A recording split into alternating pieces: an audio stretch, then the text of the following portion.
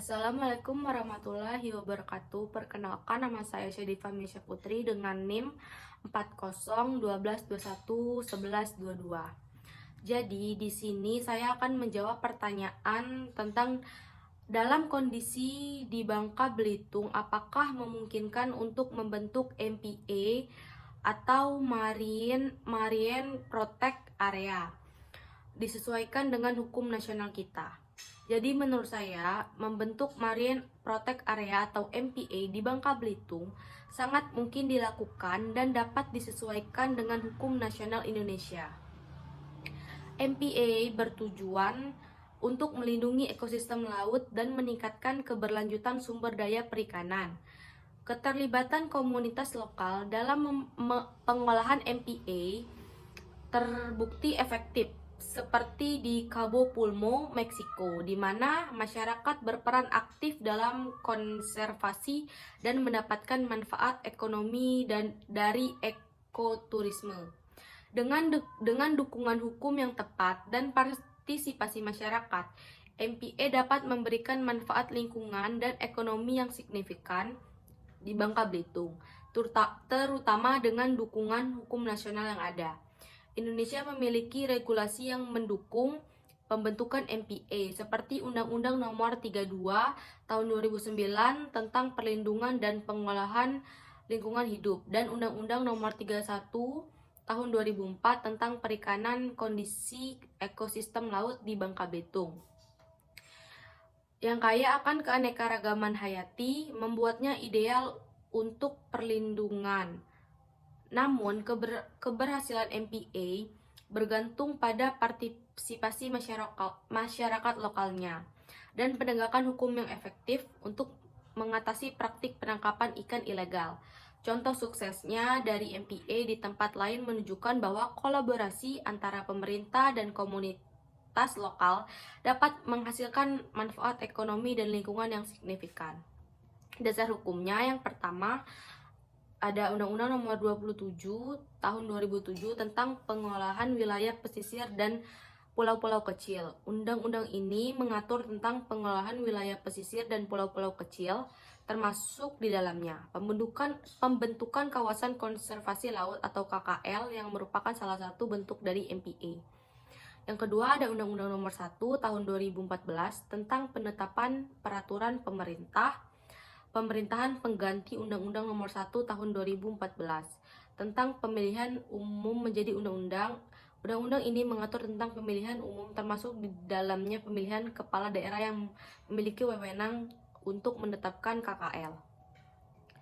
Selanjutnya ada Peraturan Pemerintah Nomor 60 Tahun 2007 tentang konservasi sumber daya ikan.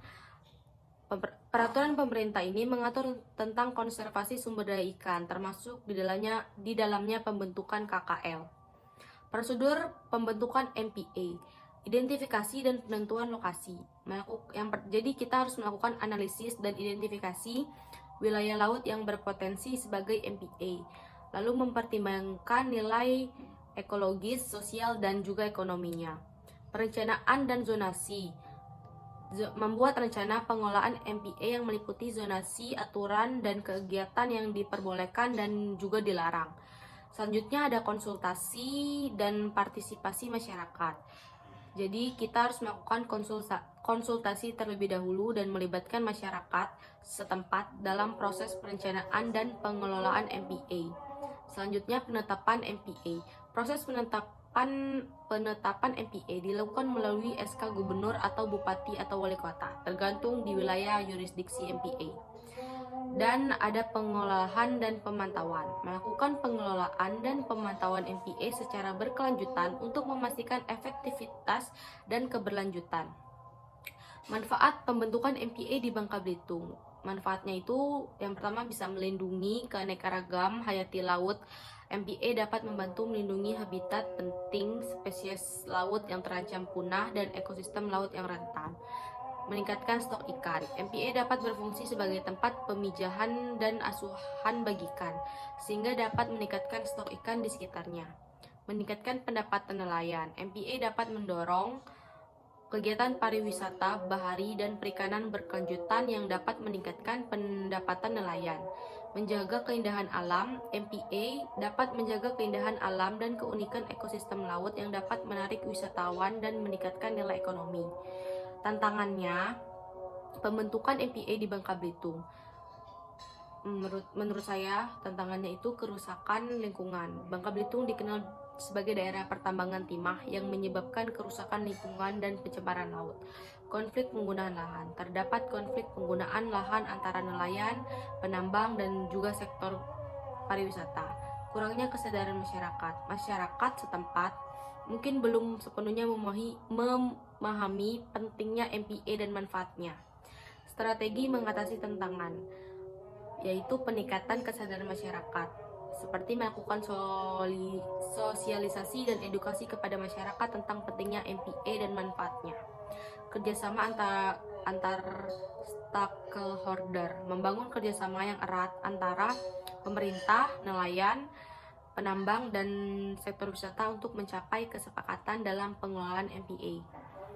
Yang selanjutnya ada penegakan hukum. Melakukan penegakan hukum yang tegas terhadap pelanggaran aturan MPA. Kesimpulannya, yaitu pembentukan MPA di Bangka Belitung sangat dimungkinkan dan selaras dengan hukum nasional Indonesia.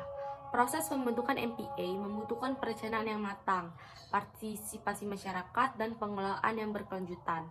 MPA dapat memberikan manfaat yang besar bagi kelestarian ekosistem laut, perekonomian masyarakat, dan juga pariwisatanya. Namun perlu diatasi tantangan seperti kerusakan lingkungan, konflik penggunaan lahan, dan kurangnya kesadaran masyarakat. Sekian yang dapat saya sampaikan. Apabila ada kekurangan dan kesalahan, saya mohon maaf. Wabillahi taufiq wal hidayah. Wassalamualaikum warahmatullahi wabarakatuh. While most damage from overfishing happens around the coast, in order to ensure the planet's biodiversity, scientists are also looking to protect large swathes of marine habitats, including those in the high seas. The ocean covers around 70% of the Earth's surface. The challenge is policing the most remote waters on the planet. The answer may lie in an unlikely location.